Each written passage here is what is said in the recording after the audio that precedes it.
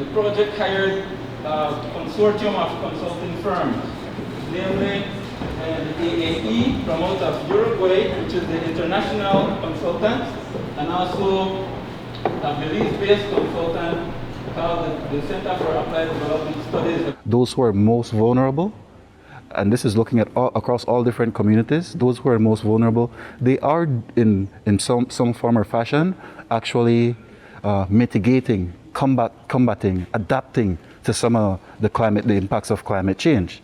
As an office, as a ministry, we look at climate change not only from the environmental, through the environmental lens. We also must factor the social and the economical. Some of our counterparts within the region, they focus on climate change only from that environmental lens, and that tends to marginalize some of the work that they do, right?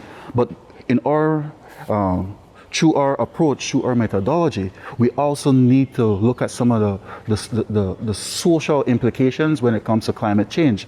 We take, for example, you mentioned earlier about the impacts of sea level rise. We look at coastal erosion. But when these things get to an extreme stage, right? If a community is located within some of these areas, you're looking at the loss of a culture.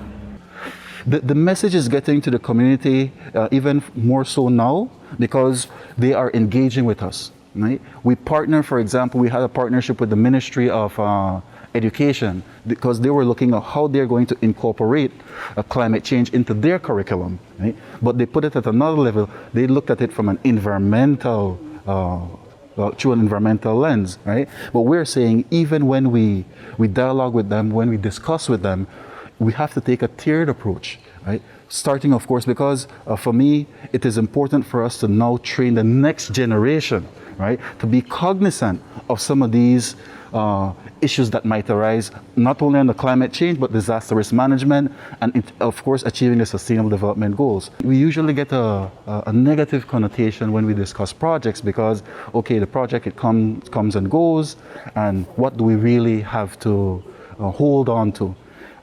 What we see under this initiative, we had a lot of capacity building, right? So capacity building for our nationals. So even after this initiative is done, even after the funds have been depleted, at least what we've instilled here, it remains, right? For our national counterparts. I think the ultimate goal of this initiative is to show that as a country, we hold ourselves to a higher standard by being accountable. Right? So I think if we can get anything else out of this initiative, I would say it would be that.